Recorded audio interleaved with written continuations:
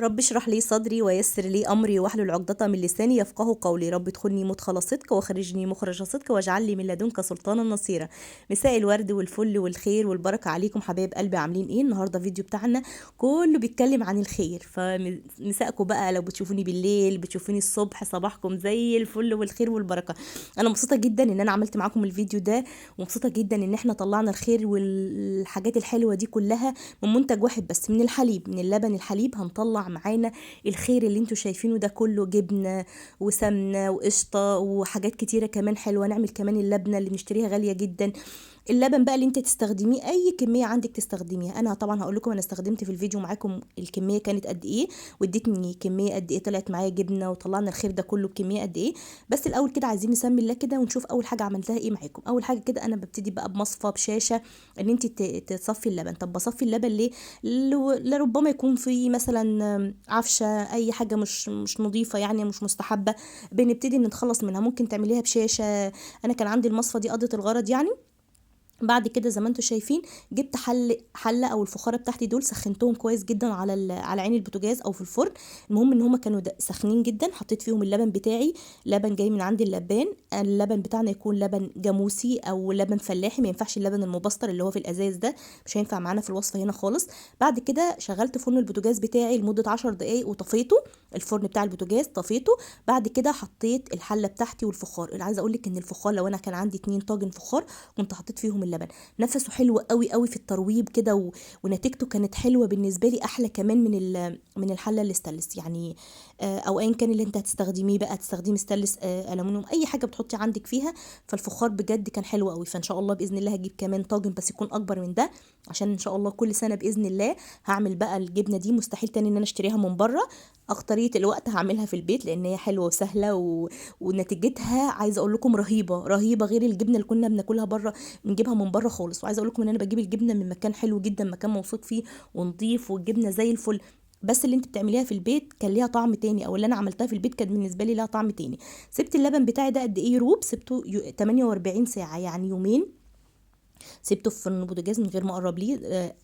غطيته زي ما انتم شايفين بستريتش كده، علشان الجو برد طبعا، وان انا احفظ يعني يكون محكم خالص والحراره كده تحتفظ بيه. واعمل له زي حضانه كده. حطيته في الفرن بتاعي وغطيته كمان بدفايه بقى، بفوطين تقال، اي حاجه عندك، جلابيه تقيل، اي حاجه تقيله تغطيها في فرن البوتاجاز، وتسيبيه بقى لمده يومين لحد ما يروب معاكي. ممكن ياخد معاكي يومين ونص، 3 ايام، حسب الجو عندك والبيئه اللي انت او الحضانه اللي انت بتخمري فيها او بتروبي فيها اللبن. اللبن بتاعنا نتيجته حلوه جدا. طب ده بيرجع لايه؟ لنوع اللبن اللي انت جايباه. لازم تجيبيه من حد يكون موثوق فيه، ما يكونش غشه بقى بميه، لان ده هيفرق جدا في الدسامه عندك وفي النتيجه النهائيه بتاعتنا. هنا بقى انا جبت شاشه، والشاشه دي انا مخصصاها للجبنه يعني، او جايباها نظيفه كده، هتبقى للجبنه بعد كده على طول. ممكن اي حاجه يكون عندك خفيفه، مثلا طرحه يكون بيضه كده ما بتستخدميهاش، مثلا تخليها للجبنه، اي حاجه عندك هتنفع يعني. او ممكن تجيبي الحصيره اللي هي بتتباع وتتجاب للجبنه بقى، ان شاء الله هبقى اجيبها. بس انا زي ما قلت لكم، انا قلت ايه، هجرب كده عندي في المصفى والحاجات اللي موجوده عندي. النتيجه كانت كويسه. بعد كده بقى ايه، اشتري المعدات واجهز نفسي اجيب الحصيره وابتدي ان انا اعمل جبنه صح. بس عايزه اقول لكم ان نتيجته كانت حلوه جدا. انا كنت مبسوطه قوي قوي بالنتيجه، ومبسوطه جدا وانا بعمله وبصوره. انا اول مره في حياتي اعمل الجبنه الفلاحي في البيت واطلع منها الخير ده، وان انا اجرب في الكميه دي. حطيتهم في الشاشه كده، حطيتهم في مصفى. اهم حاجه يكون المصفى دي، وحطيت تحتهم صينيه طبعا عشان هتطلع او هتنزل كميه شرش كتيره، فلازم تحطيه في حاجه. او المصفى دي تكون عاليه، لو ما عندكيش مصفى برجول زي بتاعتي دي، تحطي تحت المصفى طبق بحيث انها تكون مرفوعه كده علشان تصفي. كل ما تصفي تشيلي الشرش ده وتعينيه في حاجه هتستخدميه. بنستخدمه في حاجات كتير، هقول لك هنستخدمه في ايه.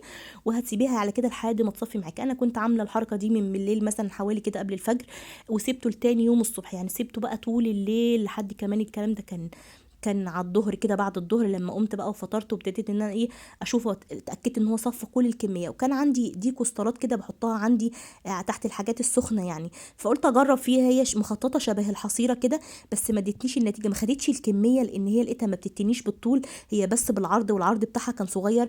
وكمان ما بتاخدش كميه كبيره زي ما انتم شايفين. حطيت لقيتها بتقع من الجناب، فقلت خلاص حطيت فيها حبه صغيرين، وقلت برضو اجرب، انا عايزه اجرب في الشكل ده عشان يديني الشكل المخطط. فحطيت في التانية دي، كانت يعني لينة شوية او سهلة كده في التعامل، غير التانية كانت ناشفة شوية. فالمهم هقول لكم عملتوا فيهم ايه الاتنين وادوني النتيجه بتاعتهم كانت عامله ازاي.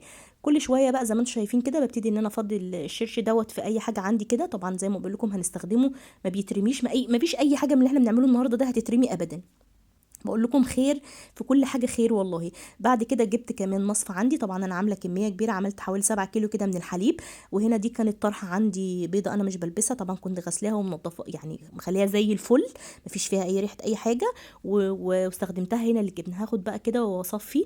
اشوفه بقى لما اللبن بيكون حلو وجاي من مكان مضمون، نتيجته بتكون هايله، بتكون ممتازه وبيرمي كميه خير حلوه جدا. بيكون كمان طعمه ودسمته حلوه قوي. ببتدي ان انا هنا بصوا زي ما انتم شايفين كده ان انا اقلب، بحاول ان انا انزل الشرش ده او الميه اللي بتنزل من الجبنه على قد ما بقدر. بديها رشه من الملح، لو انت حابه بقى ترشي ملح او تخليها حادقه في المرحله دي بتضيفي بقى كميه الملح اللي انت عايزاها. بس انا كنت عايزاها يعني انا دلعه وازود لها الملح بعد ما اقطعها. ابتديت ان انا اشيلها كده وابتدي اعصر. طبعا كل احط عليها حاجات تقيله علشان تبتدي اضغط عليها وتنزل كميه الميه او السوائل بتاعتها طول الليل. وكل ما الصينيه عندي احس انها اتملت بروح اصفيها واسيبها بقى تصفي. شايفين القشطه اللي طلعت معانا ده الحصيله بتاعتنا. كمان خليت شويه من اللبن الرايب كده اعمله للولاد زبادو بالفراوله، موسم الفراوله دلوقتي وما بيشتروا الزبادو ده وبيحبوا يجيبوه من بره. فانا قلت ليه ما يعني بما ان احنا عندنا الخير موجود بقى نعمل مع بعض كمان الزبادو. هنا بقى دي القشطه اللي طلعت معايا، حبيت ان انا اوزنها عشان كمان اعرف الكميه اللي طلعت قد ايه. الكميه بصراحه كانت حلوه قوي. وعايزه اقول لكم ان اللبن بعد ما بنشيله بقى من فرن البوتاجاز بنحطه في التلاجة كده لمده ساعتين او 3 عشان نشيل القشطه دي بمنتهى السهوله. زي ما انتم شايفين طلع معايا زياده عن 700 جرام يعني من القشطه. حلو جدا، يعني يقارب من الكيلو الا ربع طبعا. وشايفينها عامله ازاي، جميله جدا وكانت طعمها تحفه. عايزه اقول لك انت لو مش عايزه تعملي منها سمنه ممكن تعينيها كده تاكلوا منها، وممكن كمان تعينيها في الفريزر تستخدميها في الحلويات، تستخدميها في حاجات كتيره. يعني هي اصلا وجود القشطه في حد ذاته لوحده خير. هنا بقى ابتديت ان انا عشان اطلع منها السمنه البلدي ابتديت ان انا اضرب في المضرب. بصراحه خفت ان ايدي توجعني بقى وما اعرفش ان انا اعملها بايدي، فقلت خلاص هستخدم المضرب زي ما هما بيعملوا كده بيضربوا بالمضرب الكهربائي. بس حسيت ان هو مطول معايا شويه عشان يمكن المضرب بتاعي على قده، يمكن مش عارفه. فالمهم استخدمت شويه وبعدين قلت لا انا لازم اجرب بايدي بقى، مستحيل ان انا اعمل كده وما اخدش التجربه بايدي. فلقيتها في ايدي ألذ وكنت مبسوطه جدا وحاجه كده لذيذه. وان انت بقى بتعمليها بايدك قلت يا ريتني ما استخدمت المضرب من الاول، كنت عملتها بايدي. مش عارفه يمكن عشان الكميه صغيره وما حسيتش بايجاد ولا حاجه، حتى هي ايدي وجعتني شويه بس كنت بريء عشان هي كانت يعني ساقعه. لان اللبن بتاعي كنت حاطاه زي ما بقول لكم ساعتين 3 على رف التلاجة علشان لما اجي اشيل القشطه ما تاخدش معايا جزء من الرايب، تطلع كلها خالصه كده. ابتديت ان انا اعملها كده واريح ايدي مثلا لو تعبتني ولا حاجه. بعد كده شايفين بقى ما بتاخدش معانا وقت، بس يعني مش بتاخدش وقت مش دقيقتين وتقولي لا، هي بتاخد معاكي مثلا حوالي ربع ساعه كده عبال ما بتطلع معاكي السمنه.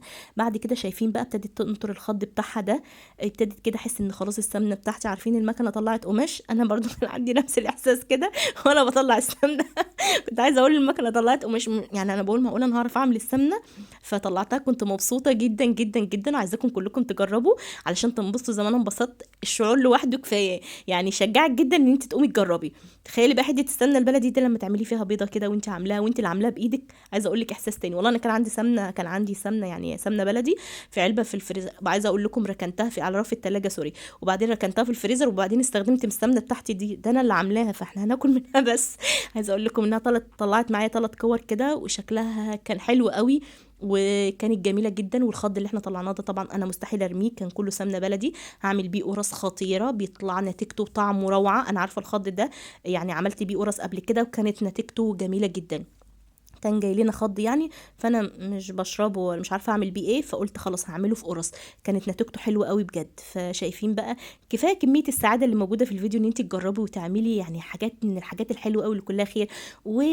يعني لا غنى ان الحاجه بقت غاليه بره دلوقتي وكمان مش ضامنين نظافتها، يعني هيبقى غلا وقله نظافه كمان. طب ما نعمل في البيت بقى، غلا بغلا ما نعمل في البيت ونبقى ضامنين ان احنا بناكل حاجه ايه، حاجه نظيفه. يعني مش هيبقى غلا وكمان ندمر في صحتنا. هنا بقى الجبنه بتاعتي بعد ما قعدت لتاني يوم شايفين بقى انا هنا حطيتها في الشاشه. طب انا عايزه اديها الشكل بتاع شكل الجبنه الفلاحي اللي انا بشتريه علشان لما اقطعها تديني نفس الشكل كده. انا ابتديت اعجنها كده. طب انا بعجنها ليه يمين وشمال؟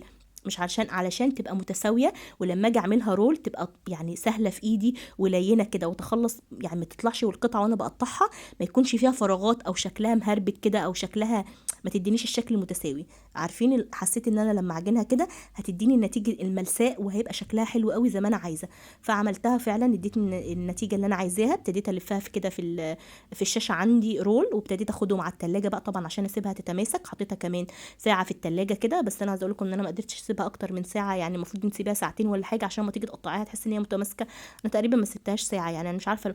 انا عبال ما شطبت المطبخ كده وظبطت الدنيا وشربت لي فنجان قهوه، وبعدين قلت لا انا مستعجله اشوف النتيجه. عارفين اللي هو انا قاعده عايزه اشوف اقطعها واشوف طعمها واشوف النتيجه بتاعتها عشان اديها الشكل ده. جبت الشوكه بقى كده وابتديت اعمل فيها خطوط كده بالشوكه علشان لما نيجي نقطعها تدينا نفس الشكل. شايفين؟ محتاجناش حصيره، يعني سهله جدا جدا. عايزه اقول لك تشجعي وقومي اعملي في 2 كيلو من الحليب، هيعملوا لك لو عملوا لك طبق من الجبنه كده هتاكلي فيهم، هتفطري بيهم لمده يومين ولا حاجه وتتعشي. يعني انت كلتي فطرتي وتعشيتي لمده يومين مثلا او اكتر كمان على حسب ما انت بتاكلي قد ايه من الجبنه الفلاحي اللي انت عاملاها في ايدك. يعني اصلا الكيلو بره دلوقتي حوالي مش عارفه ب 40 ب 50 الله اعلم. انا ما بشتريهاش الا نادرا لما نفسنا تروح لها يعني. فخلاص انا عملتها في البيت فمستحيل طبعا ان انا اشتريها تاني. شايفين؟ دي اول واحده عندنا. طبعا انا عملت 3 من نفس الشكل ده، فطبعا طلع لي كميه يعني حوالي قرابه من تقريبا من كيلو ونص من الجبنه. شايفين الخرطه عامله ازاي متماسكه وحجمها كبير كمان. مش عارفه الكاميرا يمكن ظلمها شويه، حلوه وجميله. وشايفين قوامها متماسك. شايفين السكينه بيبقى فيها قشطه؟ شايفين ملمس الجبنه عامل ازاي؟ انت بتاكليش جبنه، انت بتاكلي حرفيا قشطه، يعني حاجه كده زبده. ده بقى اللي كانت هنا في الكوستر ده. طبعا انا يعني حطيت الكميتين على بعض، حسيت ان هم لا انا مش هينفع، يعني هتبقى الكميه قليله قوي وهتبقى سمكها رفيع وهتبقى حته الجبنه لا مش هتبقى حلوه. فروحت واخده الكميتين بعد ما صفت في الكوستر التاني حطيتهم في الكوستر ده. الخطوط بتاعته ضيقه شويه وقلت هيديني الشكل الايه اللي انا عايزاه، وفعلا كانت النتيجه تحفه. شايفين كمان قوامها كان قشطي اكتر او زبده اكتر من اللي انا كنت عاملاها في الشاشه. مش عارفه، كانت قوامها وطعمها مختلف، كان طعمها حلو قوي. فده هيشجعني ان انا اجيب الحصيره واعمل فيها ان شاء الله معاكم السنه الجايه باذن الله لو كان لينا عمر. دي بقى الحبه من اللبن الرايب اللي انا خدتهم في المصفى كده وضغطتهم. شايفين بقى لازم يصفوا هنا كويس جدا جدا. هنعمل مع بعض اللبنه اللي عارفها بتتباع في الهايبرات او السوبر ماركت الكبير بمبلغ البرطمان قد كده، بيتباع بمبلغ وقدره ده يعني قبل الغلا. انا مش عارفه دلوقتي الدنيا وصلت لفين. عايزه اقول لكم بتبقى غاليه جدا. هي فكرتها سهله جدا برضو من اللبن الرايب كده بنصفيها، بس المهم ان احنا نصفيها اكتر من الجبنه يعني شويه كمان. بنتك عليها ان احنا نتخلص من اي سوائل موجوده فيها. بنملحها بقى، دي بنملحها كويس عشان الملح بيخلينا نتخلص من الشرش اللي موجود. باخدها قوره اهرسها زي ما انتم شايفين كده. هنا ده طبق فيه ميه بس عشان انها تساعدني انها تتقور ويبقى شكلها املس كده وشكلها حلو. شايفين بقى هي مش بتلزق ولا حاجه، يعني مش هتلزق اللي انت مش تعرفي، لا هتعرفي تشكليها بمنتهى السهوله والبساطه. تقدري تعمليها بكذا فليفر او كذا نكهه انت عايزاها. انا دايما كنت بشوفها او اجيبها بالحبه البركه بالفلفل الاحمر اللي هو البابريكا، بتتباع في البرطمانات كده. طبعا انا عملت كميه بس صغيره يعني هنفطر بيها يوم او 2 بس مش اكتر من كده. طبعا هي بتعتمد على زيت الزيتون. طبعا حطيت كلها زيت زيتون لاني مش عامله كميه كبيره ولا حاجه. لكن انت لو عايزه تعملي منها كميه كبيره ممكن تحطي زيت نباتي بس ما يكونش له طعم او ريحه نفاذه، وتكملي بكميه زيت الزيتون عشان يعني توفري يبقى في اقتصاد فيها شويه. لان طبعا زيت الزيتون غالي، لو عملتي كميه وحطيتيه كلها يبقى فيها ما فيهاش توفير يعني. فالاتنين بيكونوا ميكس مع بعض حلو قوي. شايفين بقى الفيديو بتاعنا كده يعني خلص. عملنا الجبنه الفلاحي تحفه زي ما انتم شايفين. عملنا كميه حلوه قوي. كمان عملنا الزبده الفلاحي او السمنه الفلاحي روعه. عايزه اقول لكم جميله جدا وكفايه الطعم. يعني احنا عملنا كل الحاجات دي، عايزه اقول لكم ان الطعم في حته تانية خالص جميل جدا. كمان طلعنا الخض شايفين عامل ازاي، هنستخدمه في نعمل بيه قرص فلاحي، نعمل بيه اي معجنات. الشرش كمان تقدري تستخدميه تعملي بيه عيش، تعملي بيه كل حاجه. رب يكون الفيديو عجبكم. اشوفكم على غير فيديو جديد.